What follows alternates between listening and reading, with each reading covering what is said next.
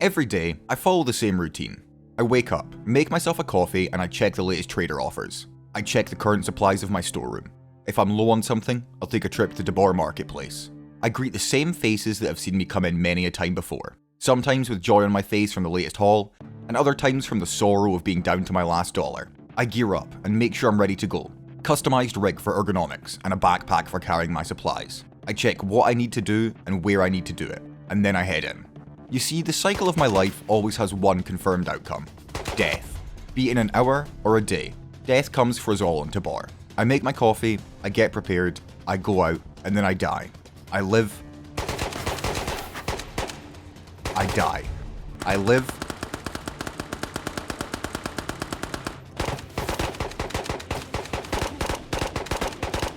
I die. Tabor holds us all here, stuck, clinging to the possibility of making it big. But all I know is what's in front of me. The cycle of death and life. And it's pretty fucking fun!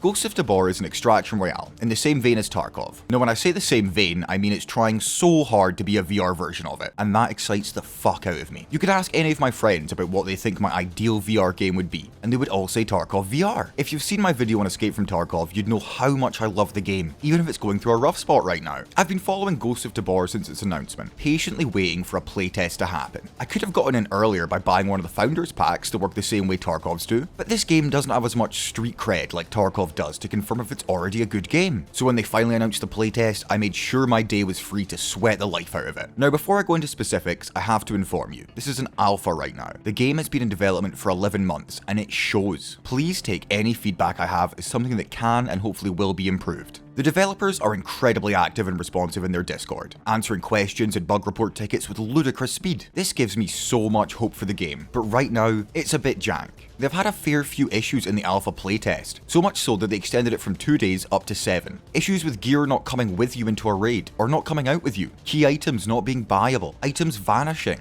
A lot of testing jank, but whilst there are a lot of rough spots with some bugs right now, the potential and the little details they have in this game blow my mind. I hope the footage from the tutorial in the background conveys some of my awe. Using a loader to fill magazines, actually pulling out the bullets and letting them fall into the loader, setting custom rigs, specifically choosing a setup of pistol and assault rifle magazine holders, and the ability to place the holsters on them just feels so good. Night vision goggles not being a toggle, but actually grabbing them from your helmet and pulling them down, all whilst resisting the urge to say, Bravo 6, going dark.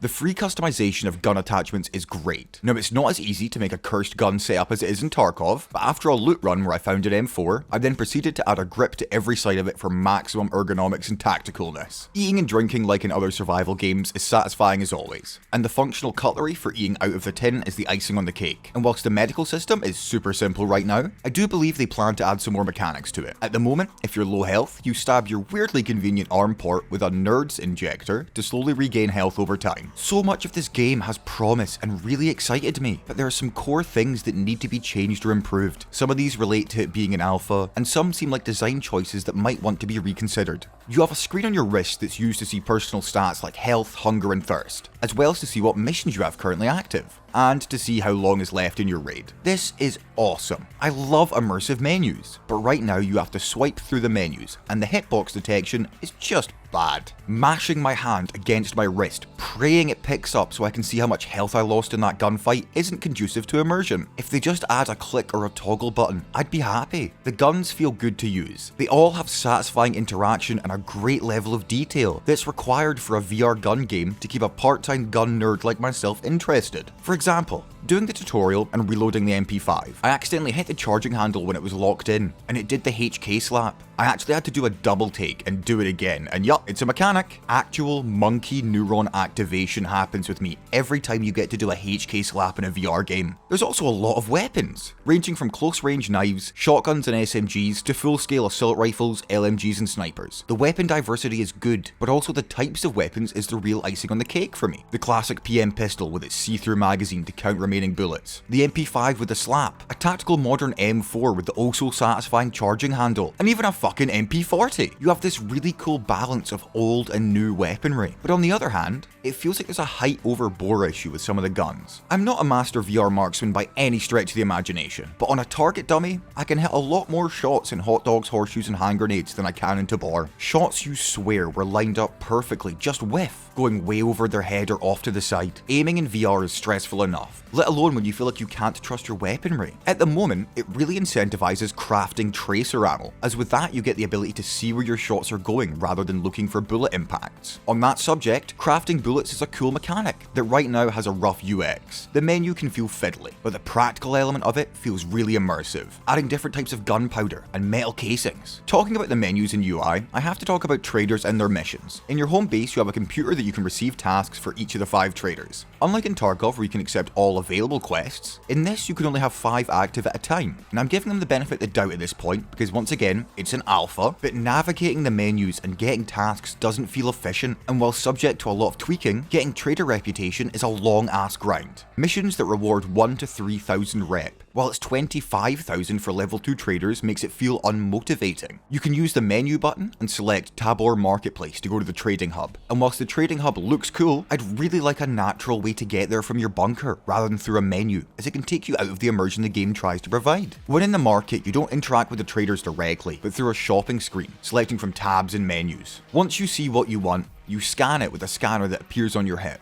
One really cool function of it is that if you say pick up a rig off the shelf, then add some magazine pouches to it, and then scan it, you buy the rig and the attachments together. You also have the ability to favourite items to buy them from your home without going to the Tabor Marketplace in the first place. I really like this, as jumping back and forth between area loading screens can be annoying if you're only going shopping for 1 or 2 items. A heavily requested feature would be renaming custom purchased rigs or guns. I have 2 saved rigs, one for assault rifle mags and one for pistols, but they're both listed as custom rig, and I'd really like the ability to tag or rename them, rather than remember what they are based on what other items are favorited adjacent to them. Your bunker has many different rooms to be unlocked. You start off with a small amount of rooms, and you have to earn or buy coloured keycards to unlock other areas. Some of the utility of these rooms isn't really functional in the alpha, so a large majority of them end up being themed storage rooms. Like, I have 2 generic storage rooms, but also a kitchen storage and a medicine storage. Do I store my food in the kitchen storage specifically, but it's across the other side of the bunker? Or do I put it in the general storage that's right next to my armory, PC, and the way to get into a raid? I really like the hideout in Tarkov, and I have high expectations for the one Tabor has. But right now, it's mainly storage and set dressing until the weapon crafting mechanic that was teased is added, as well as uses for the radio room and other rooms that seem like they'll have a function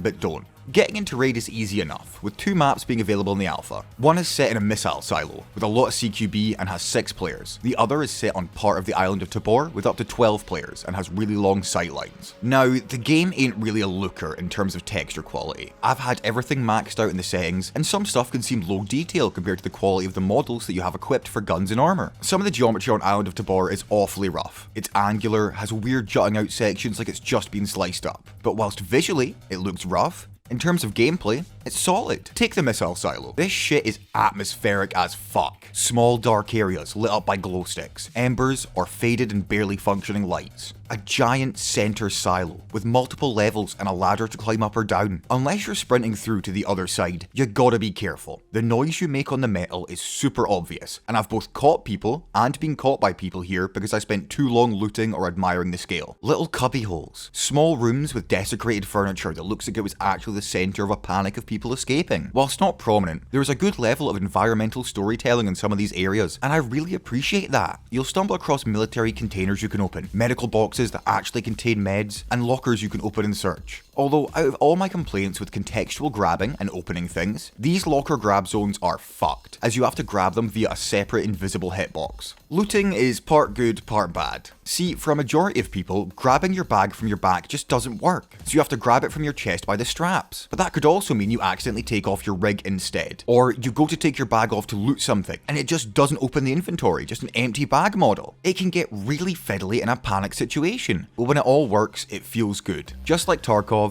I've been looking and scavenging, and all I've come up with are some spark plugs, chargers, and a CPU. God, I love picking up junk like some fucking rat. I love hoarding my useless materials and not selling any of them just in case I need them. I really like the bag mechanic. If something can fit in, it'll go in. But once it's in your bag, it becomes a solid object. Putting in another object means it'll collide with what's ever in your bag. So just throwing items in an empty space isn't smart. Like, if you've got a couple of ammo boxes, you want to stack them against each other at the bottom for the most spatial efficiency. Without having a grid-based UI for your bag, they've actually added inventory Tetris that I unironically love from Tarkov and ARPGs. Now, a big thing in the game is the AI. They fucking hurt. These motherfuckers can light you up really quick. They don't have any inertia or trigger delay, so once they spot you, they spin 180 on the spot and instantly start shooting you before they can finish their spin. The way they move is good, hiding behind cover, flanking sounds that they hear, and their battle chatter gives you key information about their alert state, even if it's in a language I can't understand. But the animations behind them will need a few passes. Right now it's serviceable, but for full immersion, I'm hoping for an improvement over the stringy boys we have right now. I haven't found the boss on the island of Tabor yet, but I do know that there is boss AI, so that's cool as hell. I don't care what they steal from Tarkov.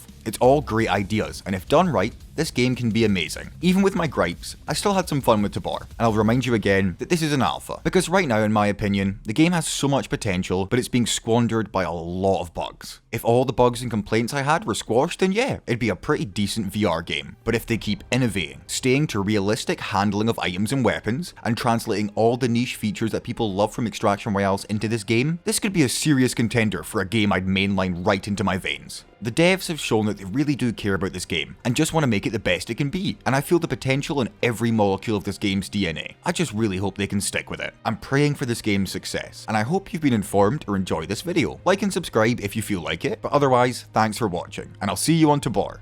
Just be polite if you shoot me.